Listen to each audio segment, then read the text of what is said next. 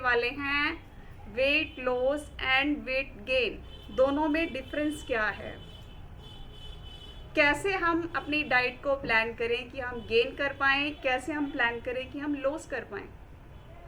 क्योंकि weight loss के लिए तो बहुत सारे सेशंस हम लोग लेते हैं, गेन वालों की बेचारों की बारी कभी कभी आती है, राइट।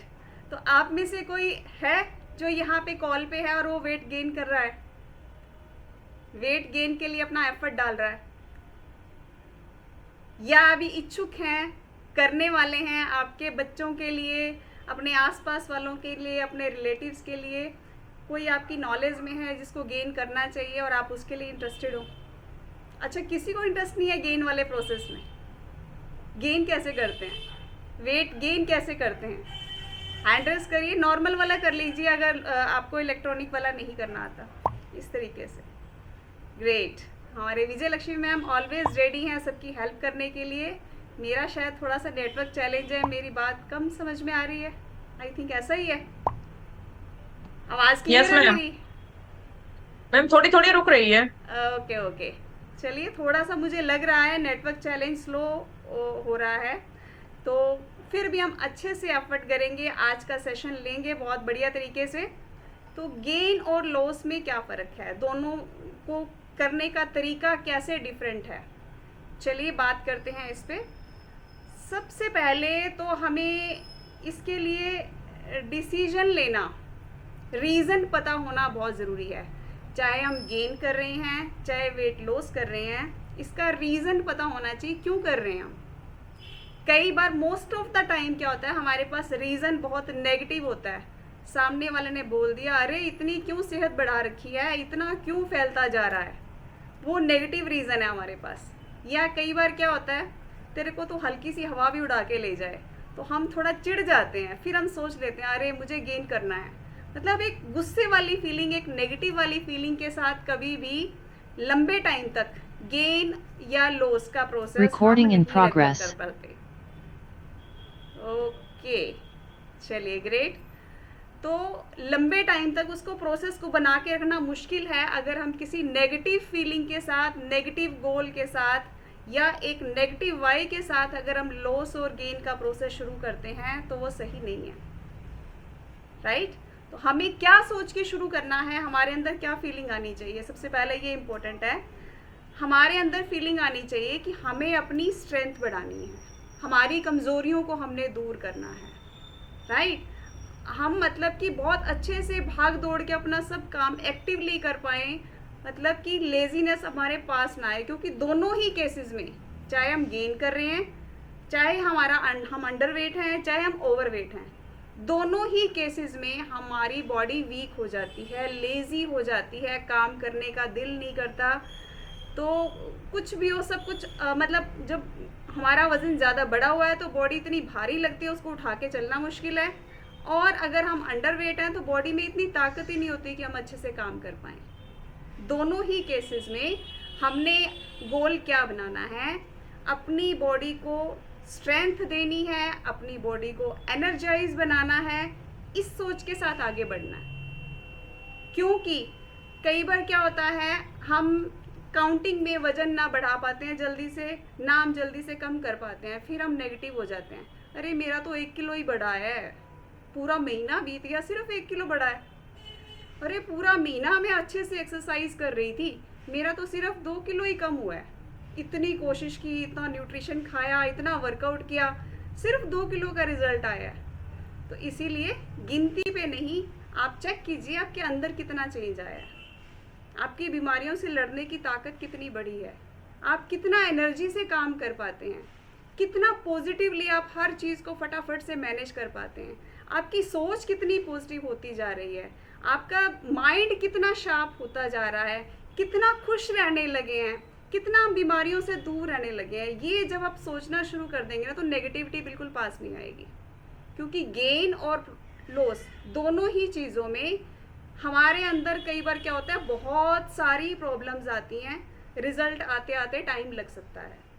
जैसे हमारी एज फैक्टर इसमें मायने रखती है, दूसरा हमारी मेडिसिन्स कितनी रही हैं, बैक हिस्ट्री कैसे रही है, बीमारियों से भरी हुई हमारी बॉडी रही है, तो रिज़ल्ट आते आते कई बार टाइम लग जाता है। पहले अंदर बॉडी में करेक्शन शुरू होती है, जहाँ प्रॉब्लम्स हैं उस पर काम होता है, उसके बाद गेन या लॉस का प्रोसेस शुरू होता है, राइट। सबसे पहले हमारा जो वाई है वो पॉजिटिव वाला होना चाहिए, एनर्जेटिक होना चाहिए, स्ट्रॉन्ग होना चाहिए, राइट, पावरफुल होना चाहिए, राइट। दूसरी चीज़ हमने चेक करना है हमारी डाइजेस्टिव हेल्थ कैसी है। वेट जब हमने लॉस करना होता है यानी कि हमारा बहुत एक्स्ट्रा वेट होता है, ऐसे केस में क्या होता है, हमारा metabolism most of the time weak होता है, कॉन्स्टिपेशन के चैलेंजेस हमें होते हैं, राइट, ज़्यादातर ऐसे चैलेंज देखने में आते हैं। और अगर हम अंडर वेट हैं यानी कि हमारा वेट कम है, तो ऐसे में क्या होता है, हमें भूख ही नहीं लगती, दिल ही नहीं करता कुछ खाने का, अंदर लीवर में इतनी ज़्यादा हीट, इन्फ्लामेशन इतनी सारी होती है, अंदर गर्मी बहुत ज़्यादा होती है, कुछ भी अंदर डालने का दिल नहीं करता, या क्या होता है, खाया और निकाला। ऐसा भी केस होता है जब हमारा वज़न कम होता है, यानी कि बॉडी को वो लगता ही नहीं, डाला और निकाला बस यही काम करते हैं, साथ के साथ हमें फ्रेश होने जाना पड़ता है, यानी कि हमारी गट हेल्थ बहुत वीक होती है। तो दोनों ही चीज़ों में अपने डाइजेस्टिव सिस्टम पे काम करना है।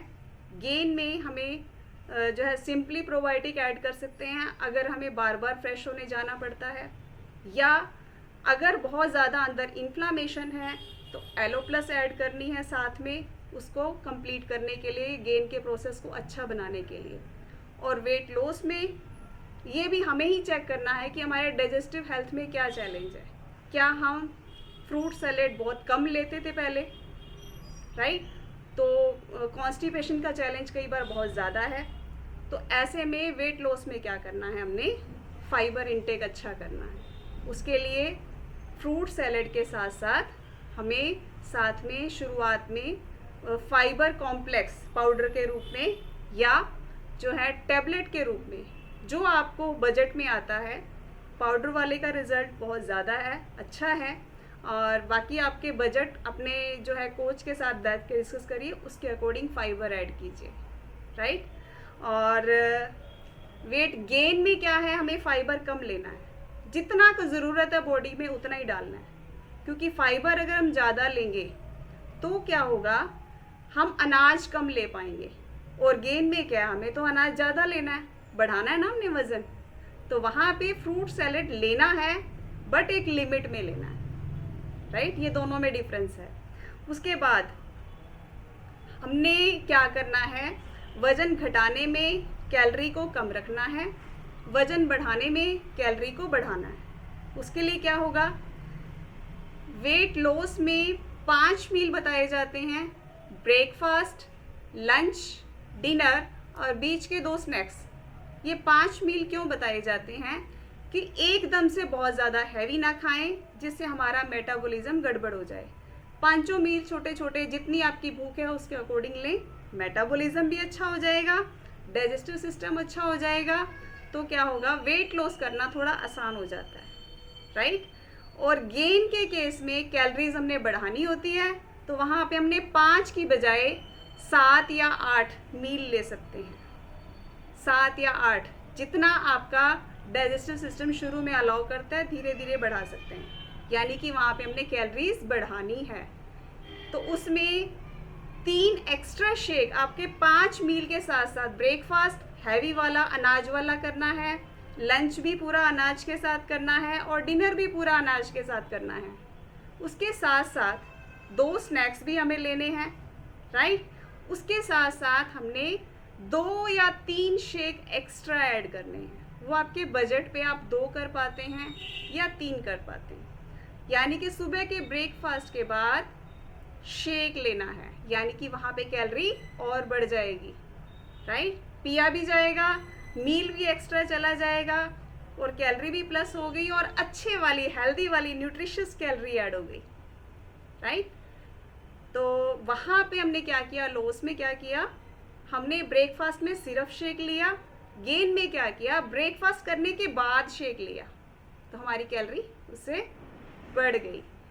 और लॉस के केस में कैलोरी मतलब बैलेंस में आ गई, कम हो गई, पूरे ब्रेकफास्ट की कैलोरी ज़्यादा है, शेक की कैलोरी कम है।